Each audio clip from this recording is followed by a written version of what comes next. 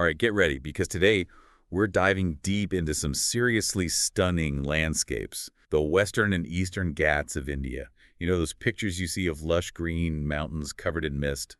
That's where we're headed today. And it's not just about pretty scenery, is it? These mountain ranges are like keys to understanding India, its history, the amazing variety of life there, even its spiritual side. It's a really cool mix. Okay, so let's break it down. We've got excerpts from some serious academic books about Indian history and geography, so we're not just skimming the surface here. What's the most important thing to know about the Ghats right off the bat? Well, first, picture India's coastline. Both the Western and Eastern Ghats run along it for hundreds of miles.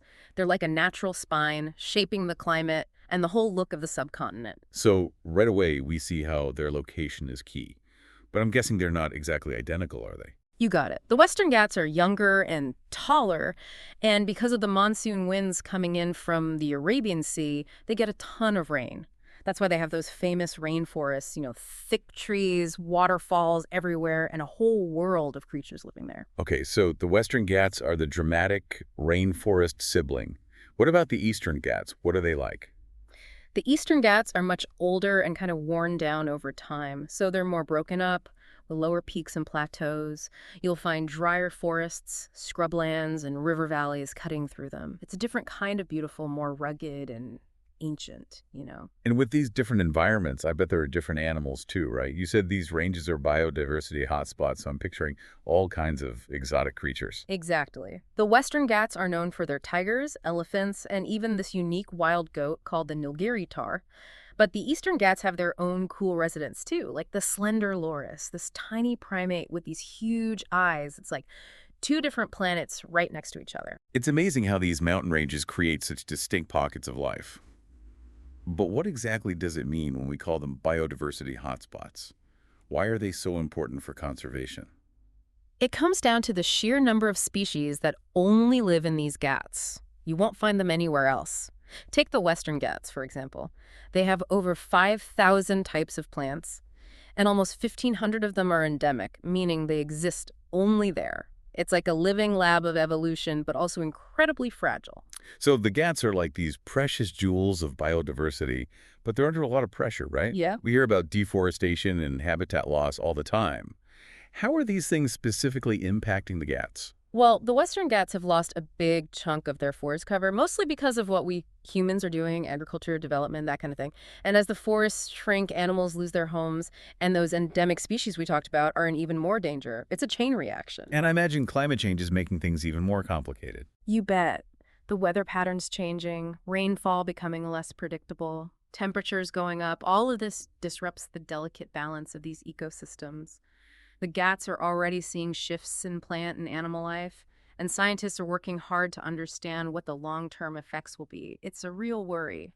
So it's not just about protecting beautiful scenery. It's about safeguarding all those amazing forms of life that exist in these mountains. Exactly. And the story of the Ghats isn't just about nature, it's about people too. These mountains have shaped how people have lived for centuries, especially when it comes to farming. That's what I was thinking. How did the unique landscapes of the Ghats influence how people farmed and grew crops? Do they have to adapt their methods to the terrain? Yeah, the Ghats really demanded some ingenuity from the people who live there. For example, in the Western Ghats, you have those steep slopes and so much rain. It's not your typical farming situation, but people figured out how to adapt, using terracing techniques to make flat areas for planting. This helped prevent the soil from washing away and let them grow things like rice and spices, even on those hillsides. That's amazing. It's like they turned a problem into a solution, shaping the land to fit their needs. But I bet those steep slopes weren't ideal for moving goods around, were they? How did the Ghats affect historical trade routes in the region? That's a good point. The Western Ghats, with their high passes and winding trails, became essential links between the coast and the inner parts of India. Traders used these passes to move spices, textiles, all sorts of valuable goods from the plains to the busy port cities. So it's almost like the Ghats were these arteries of commerce shaping how the economy of India developed. Exactly. Those mountain passes weren't just routes, they were strategic locations. Control over them often meant control over power and wealth. It's really interesting how these mountains that seem so impassable actually help create this vibrant trade and exchange of culture. But there's another aspect of the Ghats we haven't talked about yet, their spiritual side. I know these mountains have some incredibly important pilgrimage sites, right? That's right. The Ghats are full of temples, shrines, and sacred groves. It shows centuries of spiritual practices and beliefs. It reminds us that these mountains are more than just rocks and trees. They have deep cultural and religious meaning for millions of people. Can we talk about a couple of specific sites? I'm especially curious about Sabarimala, which I've heard is one of the biggest pilgrimages in the world. Sabarimala is in the heart of the Western Ghats, dedicated to Lord Ayyappan. What's fascinating is that it's not just about the temple, it's about the journey to get there. Millions of pilgrims go on a 41-day pilgrimage, walking through dense forests and difficult terrain to reach the shrine. It's a real testament to their devotion. Wow, that's incredible. Are there other important sites in the Ghats that have shaped the spiritual landscape of the region? Of course. In the Western Ghats, there's Mahabaleshwar, a hill station known for its nice weather and amazing views. It also has a bunch of temples, including one for Lord Shiva. It's a place people go to escape the heat, enjoy nature, and find some spiritual peace. So even in these sacred places, we see that mix of natural beauty and cultural meaning that defines the Ghats. It seems like there's a strong link between the environment and spirituality in these mountains. It's a connection that's been there for centuries. The Ghats have been seen as sacred, home to gods and spirits for generations. It's like the Ghats offer this incredible chance to connect with nature, history, and spirituality all at the same time. They're a microcosm of India's rich and diverse heritage. And we've only scratched the surface. There's so much more to discover about the Ghats. Well, I am definitely hooked. What else have we got in store for this deep dive? I'm ready to uncover more of the Ghats' secrets. We've been talking about how important the Ghats are for biodiversity and agriculture, but there's another aspect to their significance that we haven't really touched on yet, and it's something that really shows their impact on human society's water. Okay, now that's interesting. I wouldn't immediately think of mountains as a source of water, especially in a place that gets monsoons. What's the connection? Well, think of the Ghats like massive sponges. They soak up all that monsoon rain.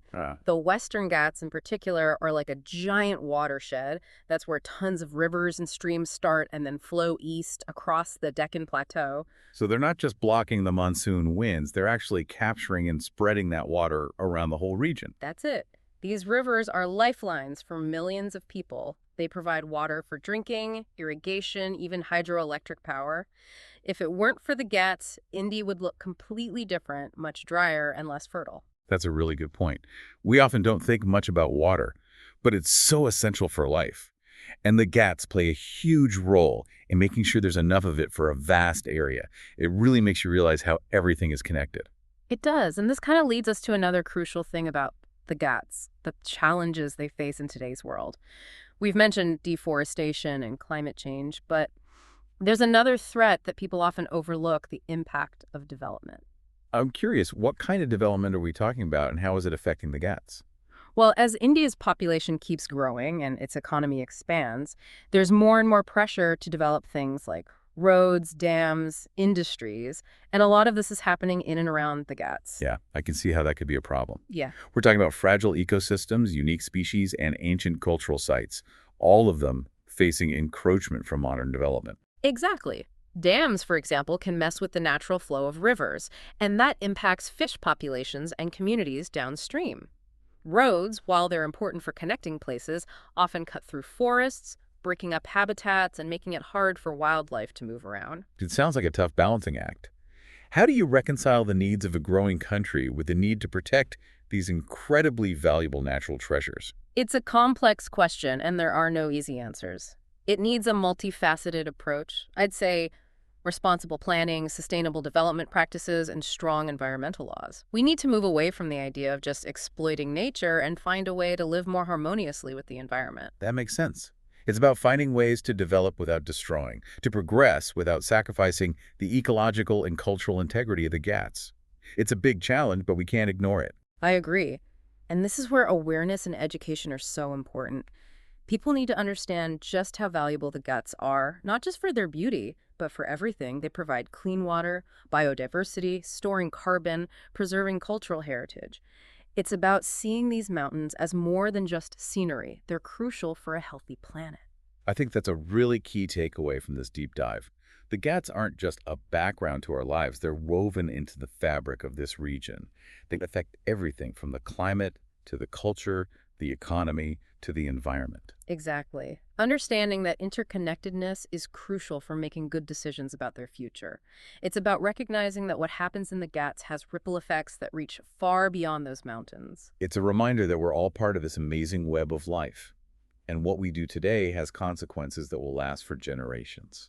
Speaking of choices, maybe we can shift gears a bit and talk about another side of the Ghats that highlights how humans interact with these mountains' pilgrimage. We mentioned Sabarimala before, but I'd love to dig a little deeper into the cultural significance of these pilgrimage sites.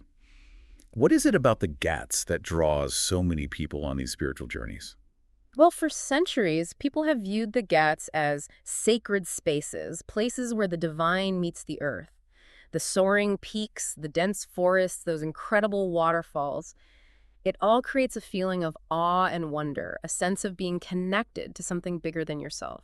So it's not just religious beliefs, it's about how the landscape itself affects people. You're exactly right. It's that primal connection to nature, that sense of reverence and humility you feel when you're surrounded by such grandeur. I get that.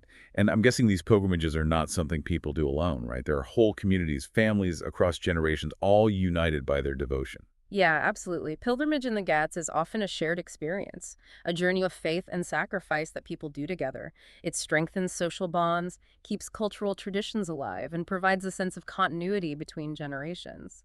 It's a powerful way of expressing shared identity. That's fascinating. It's like the Ghats become a gathering place, a common ground where individual spirituality mixes with collective identity. It really shows the lasting power these mountains have to shape our lives and connect us to something deeper. It really does. And it's not just about physically making the pilgrimage. It's about the stories, the legends, the myths that people associate with these sacred sites. Those stories add another layer of meaning to the landscape. They transform it from just rock and water into a rich tapestry with deep spiritual significance. You're painting such a vivid picture. Can you give a specific example of a story or legend tied to one of these pilgrimage sites? I'm always amazed by how these tales connect people to a place. Well, there's this captivating legend associated with Sabarimala that perfectly shows this connection. It's about the deity Ayappan, who the temple is dedicated to. Yeah. The story goes that Ayappan was a prince who was abandoned as a baby and raised by a tribal chief in the forests of the Western Ghats. He grew up to be a skilled warrior and eventually became divine. So his story is tied to the Ghats themselves, linking him to the very landscape that pilgrims travel through on their way to his shrine. Exactly. It's as if the landscape itself becomes a character in the story, a living testament to the presence of the divine. And for the pilgrims, retracing Ayappan's steps through the forests and mountains is a deeply symbolic act, a way of connecting with his story and experiencing his divine energy. It's amazing how these stories enrich the pilgrimage. They turn it from a physical act into a spiritual quest, a search for connection and enlightenment. That's the power of storytelling, isn't it? It transforms the ordinary into the extraordinary. It gives meaning to the landscape and turns a mountain range into a sacred place. It's clear that the Ghats mean so much to so many people, not just for their biodiversity or their role in India's history and geography, but for their spiritual power as well. You're right, and this brings up an important point. We need to appreciate and respect the Ghats for everything they represent. I completely agree. We've covered a lot of ground in this deep dive, from how ecosystems work to the cultural and spiritual significance of these mountains. But what does it all mean considering the challenges the Ghats are facing today? What comes next? That's a good question, and it's one that deserves some serious thought. I think the main takeaway is that the Ghats are more than just mountains. They're a living example of how nature, culture, and human well-being are all connected. So it's not just about protecting a landscape, it's about recognizing how much these mountains affect every part of life in the region and making choices that reflect that understanding. Exactly. It's about finding ways to balance economic development with environmental conservation, to respect cultural traditions while embracing sustainability. It's about realizing that the future of the Ghats is tied to our own. It's challenging, but it's also a hopeful message. It's about recognizing that everything is connected and working together so that the Ghats continue to thrive for future generations. I think you put it perfectly. The Ghats are a gift, a legacy we've inherited. And it's our responsibility to protect them, not just for ourselves, but for the planet's future. We've certainly explored a lot in this deep dive. We've traveled through ancient landscapes, discovered hidden ecosystems, and learned about the rich cultural heritage of the Ghats. But before we finish up, I want to leave our listeners with one last thought to ponder. Imagine you're standing on top of one of those high peaks in the Ghats. We've talked about the views, but I'm thinking beyond just how it looks. What would it feel like to be there, knowing everything we've learned today? That's a really thought-provoking question, isn't it? You'd be surrounded by all that incredible natural beauty, but also aware of the history, the culture, the whole web of life that's been going on in those mountains for centuries. Yeah, it would be like standing at the crossroads of time and nature. You'd feel this weight of the past, but also the potential of what could be in the future. And I imagine that feeling of responsibility we talked about would be even stronger. Absolutely. Reading about the Ghats is one thing, but actually being there, breathing the air, feeling the energy, it would give you a whole different level of understanding. Right. It's like those concepts we've been discussing, biodiversity, sustainability, interconnectedness. They wouldn't just be ideas anymore. They would become real and tangible. Yeah, exactly. It wouldn't just be knowledge in your head anymore. It would be an experience, a deep connection to the Ghats and everything they represent. And maybe that's what people need sometimes to really get why it's so important to protect these places. It's not just facts and figures. It's about that emotional connection, that awe and responsibility that comes from being there and feeling their power firsthand. I couldn't agree more. Sometimes we need to get out of our daily routines and immerse ourselves in nature to really understand where we fit in. Well, I think this deep dive has definitely given both of us a new appreciation for the Ghats and what they can teach us. I think so too, and I hope our listeners feel the same way. It's been great exploring these mountains with you. The feeling is mutual. And for anyone listening who wants to keep exploring, we encourage you to dig in and do some research. There's a ton of info and pictures online just waiting to be discovered. The Ghats are a treasure trove of knowledge and wonder. There's always something new to learn. So go ahead, dive in and let the magic of the Ghats inspire you. Until next time, keep exploring, keep learning, and keep those deep dives going.